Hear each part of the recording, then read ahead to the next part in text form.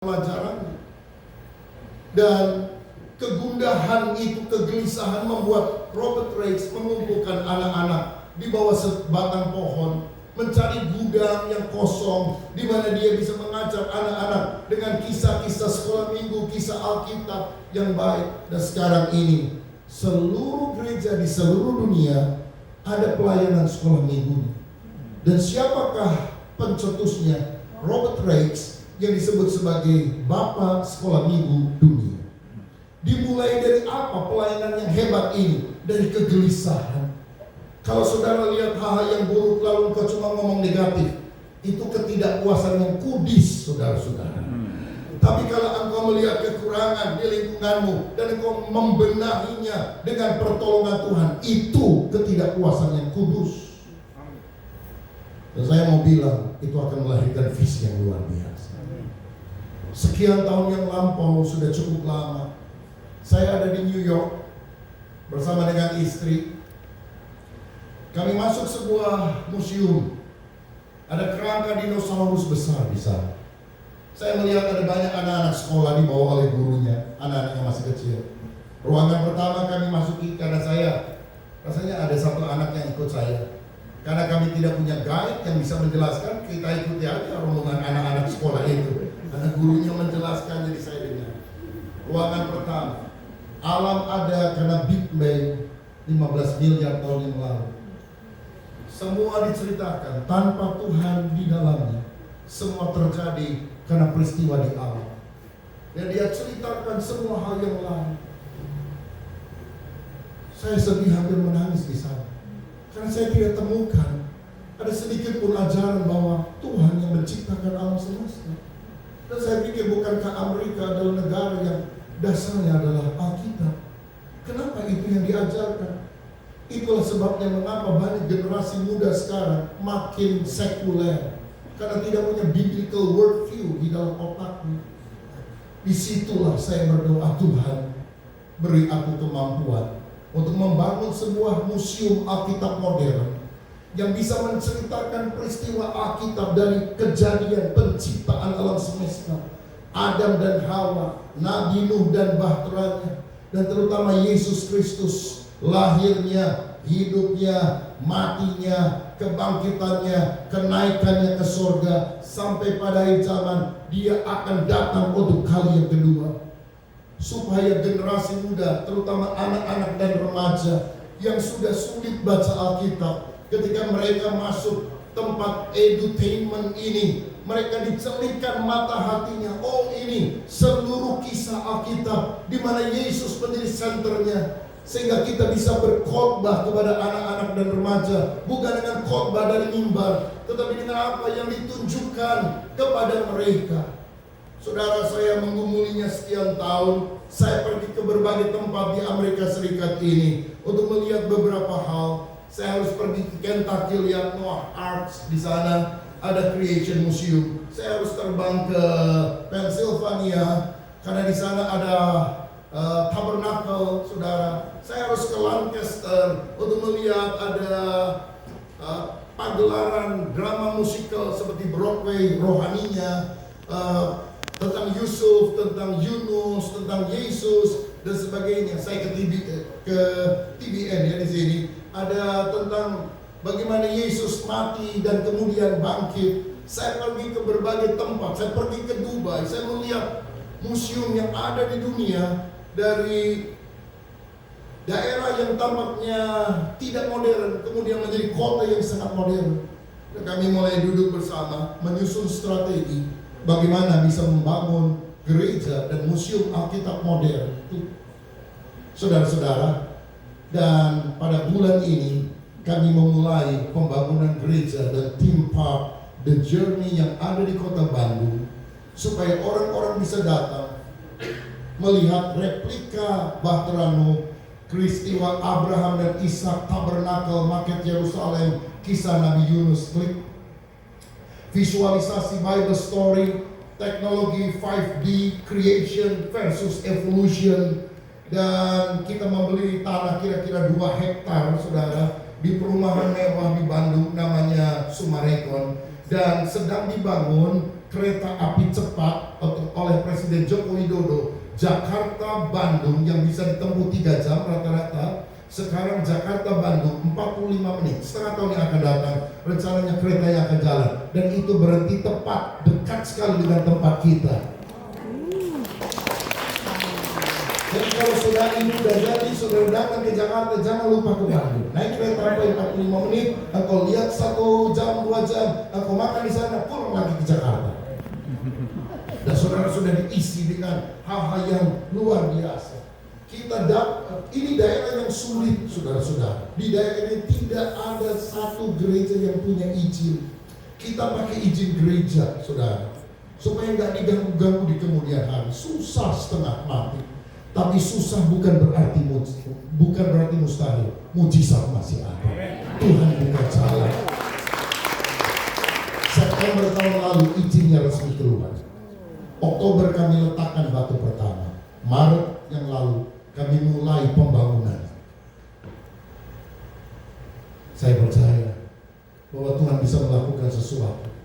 Ketika kita bukan hanya mikir diri sendiri, gimana ya saya lebih kaya, lebih untung, rumah saya lebih besar, mobil saya lebih bagus. Passion saya adalah generasi muda mengenal Yesus. Generasi muda mengenal Tuhan. Aku tidak ingin generasi muda makin sekuler, makin duniawi, makin jauh dari Tuhan.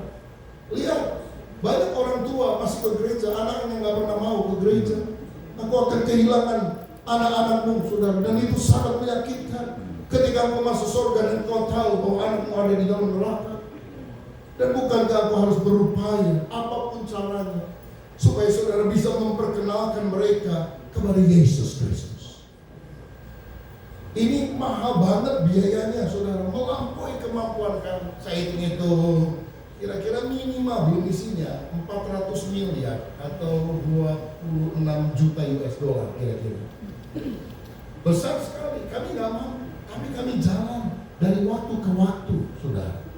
Beberapa bulan lalu kita butuh dalam salah satu part bagian untuk pembelian tanah yang masih harus dicicil sekian tahun, 20 miliar. Saya panggil anak menantu saya, karena mereka sudah punya rumah masing-masing. Kamu harus ngalami Tuhan. Papi mami Tuhan gerakan untuk membangun ini, tapi kamu yang akan menuntaskannya. Kamu akan memperkembangkannya. Kamu harus ngalami Tuhan. Kita harus bayar beberapa minggu yang akan datang 20 miliar. Itu belum semuanya, cuma salah satu bagian.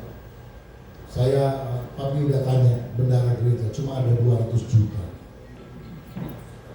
Jadi gimana Pi? Ya nggak tahu, Papi juga nggak punya duit. Tapi doa bagi Tuhan tidak ada mustahil. Mujizat masih ada. Jadi kita berdoa di ruangan makan tersebut, mohon mujizat. Mungkin 4 hari kemudian ada yang tanya, Museum Alkitab gimana? Masih perlu biaya? Oh, masih banyak banget biaya. Yang paling dekat berapa? 20 miliar. Saya mau sumbang, tapi bukan sumbang duit, boleh nggak sumbang barang? Ya boleh aja. Saya nggak tahu sumbang barang apa maksudnya, saudara. Tapi beberapa hari kemudian saya menenteng 5 kg emas murni di tangan kiri saya, 7 kg emas murni di tangan kanan saya. Kita dapat 12 kg emas murni. Dan dengan sumbangan yang lain kita lunasi semua kebutuhan itu. Yehova Jireh, Allah menyediakan dengan cara yang tidak kita. Waktu izin keluar, peletakan batu pertama dilakukan menjelang masuk tahun 2023 di Indonesia. Presiden Joko Widodo berkata, 2022 sulit, 2023 gelap. Aduh, saya mulai gelisah. Apa bijaksana kalau saya ngomong dalam situasi ini, kita akan bangun berminggu-minggu gelisah, saudara. Apakah pantas? Apakah memang ini waktunya? Saya doa yang penting sekali relasi pribadi dengan Tuhan, dan Tuhan memberikan sesuatu keyakinan di dalam hati saya. Jalan. Waktu itu saya bilang, oke Tuhan, aku gentar tapi aku berjalan bersama dengan Engkau. Saya tidak mau pegang tangan Tuhan, tapi Tuhan peganglah tanganku. Kalau aku yang pegang, aku bisa lemah. Kalau Engkau yang pegang tanganku, Engkau tidak akan melepaskan aku. Jadi ketika orang tanya, panitia bilang, gimana Pak? Jadi aku enggak? Jalan.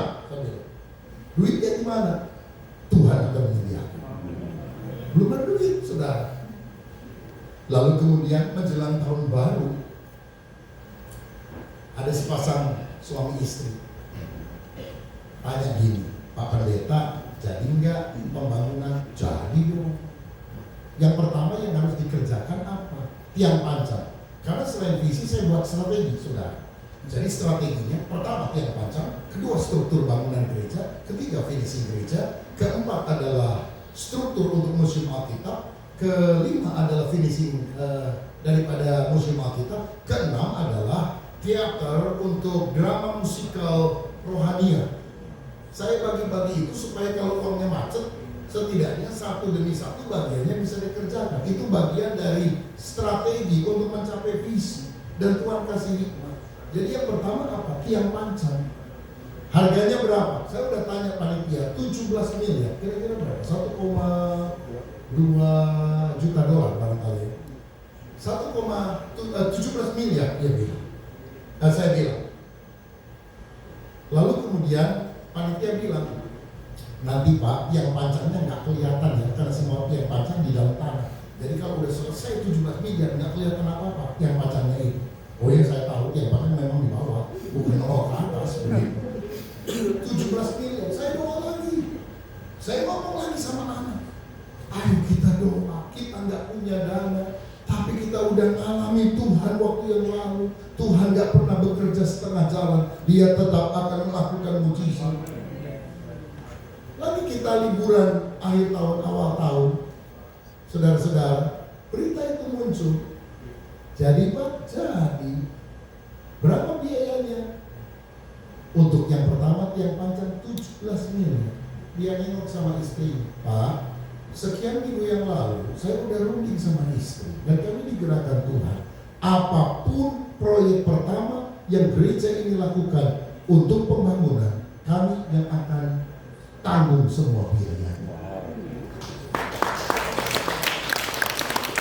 Jadi 17 miliar itu gede loh. Oh ya, saya tahu Pak. Jadi saya perlu waktu 1 tahun, saya akan cicil beberapa kali. Tapi saya komitmen akan melunasi semua. Makanya saya percaya tahun baru ada berkat baru, ada mujizat yang Tuhan tetap kerjakan. Karena kita terimanya itu di tahun baru, di awal tahun. Dan sekarang kita sedang mengerjakan hal itu. Saya tahu pergumulan kita beda, tapi Allah yang kita sembah Allah yang sama. Dia bisa melakukan mujizat besar dalam hidup saudara. Masih kuat dengan khotbah? Haleluya. 2 jam lagi kuat?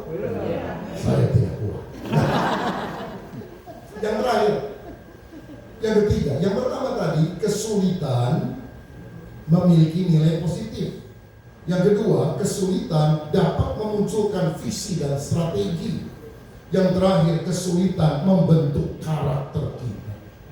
Yusuf itu dibenci oleh saudaranya, dijual jadi budak, difitnah, masuk penjara. Tapi responnya benar, dia tidak pernah pahit hati, dia tidak membalas yang jahat dengan yang jahat, dia mengampuni. Yusuf juga adalah orang yang suka menolong orang lain. Dia jujur, tidak memperkaya diri. Bahkan ketika dia diangkat menjadi wakil raja, dia tidak korupsi, saudara-saudara. Dia ingin seluruh rakyatnya mengalami kesejahteraan. Dia percaya bahwa Allah turut bekerja untuk mendatangkan kebaikan bagi setiap orang yang percaya kepadanya. Yusuf pernah bilang kepada saudaranya yang kemudian tahu dia menjadi raja, jangan takut Kak, memang kamu sudah merencanakan yang buruk, tapi Allah bisa melakukan pembalikan. Hal yang buruk bisa diubah menjadi baik. Dan gara-gara kamu jual saya sebagai budak, sekarang kita nggak usah kelaparan, karena Tuhan telah memakai aku menjadi penguasa di Mesir ini. Jalan yang Tuhan berikan kepada saudara bukan jalan tol yang lurus dan rata, jalan yang berputar, jalan yang berbatu-batu, jalan yang berkerikil. Kenapa? Karena Tuhan mau proses kita rendah hati. Kalau semua doamu langsung dikabulkan Tuhan, aku jadi sombong. Tapi kalau kau diproses, dihajar oleh Tuhan sampai berlutut, aku nggak mampu, aku nggak bisa, Tuhan nyatakan mujizat. Saya mau bilang, akhir hidup orang percaya happy ending. Kalau belum happy, belum ending. Tuhan masih akan bekerja dalam hidup saudara. Saudara pernah alami punya masalah, ujung-ujungnya kau ditolong Tuhan. saudara belum ditolong oleh Tuhan sekarang? Belum di ujung. Tunggu sebentar lagi. Kalau sampai di ujung pasti ditolong oleh Tuhan. Karena Tuhan Allah kita adalah Allah yang luar biasa. Dia memproses karakter kita, nggak sombong, nggak merasa diri paling hebat. Semua anugerah Tuhan. Aku nggak bisa, Tuhan yang bisa. Aku biasa, Tuhan yang hebat. Yang paling sulit diproses itu bukan mujizatnya, tapi diri kita itu, saudara. Kita yang keras kepala, yang sombong, yang rasa diri paling hebat, mau ngaku sana sini dan sebagainya, harus ditekuk sama Tuhan. Yusuf itu pertama, kakak-kakak tahu nggak? Saya ini akan diangkat Tuhan. Papa mama akan sujud sama saya, kakak-kakak sujud, saya jadi raja. Dihajar sama Tuhan, nggak bisa-bisa. 13 tahun dalam penjara, saudara. Dalam masa situasi sulit termasuk penjara. Baru setelah dia punya hati yang siap, Tuhan mengangkat. Kenapa Tuhan belum mengangkat engkau? Engkau belum siap. Tuhan sudah siap. Ada dua kecepatan Tuhan untuk menolong saudara. Lambat. Yang kedua, lebih lambat. Tapi dia tidak pernah terlambat. Kenapa lebih lambat? Karena saudaranya keras. Saudaranya mau jalan maunya sendiri. Udah ancur-ancuran, udah duit kagak punya, kedudukan kagak ada, sombong masih ada. Itu manusia, itu di Indonesia bukan di sini. Bukan, saudara. Tapi kalau kita bilang Tuhan, ampun, aku nggak bisa apa-apa, aku mohon anugerah Tuhan. Di situ Tuhan bilang, prosesmu selesai. Aku akan angkat engkau. Makanya dalam Yakobus dikatakan, berbahagialah kalau kamu mengalami penderitaan. Sebab dengan demikian kamu akan tekun, kamu akan sempurna. Amin. Minta hikmat dari Tuhan yang akan memberikan kepadamu. Jangan suka ngomong nyalahin Tuhan. Kenapa Tuhan kejam? Kadang-kadang ya saya nggak ngerti. Kalau orang alami nasib buruk yang disalahin Tuhan, kenapa Tuhan bunuh anak saya sampai mati? Tuhan itu sumber kehidupan. Setan itu yang menyebabkan kematian semacam itu. Oh, kenapa terjadi bencana dan sebagainya? Tuhan kejam. Bencana bukan dari Tuhan, saudara-saudara. Apa yang menyebabkan dunia ini rusak dan sebagainya? Bukankah Adam dan Hawa jatuh ke dalam dosa? Dan kita hidup dalam dunia yang tatanan sudah rusak karena dosa. Tetapi Tuhan datang mengutus anaknya yang tunggal supaya setiap orang yang percaya kepadanya tidak binasa melainkan beroleh hidup kekal di dalam kerajaan.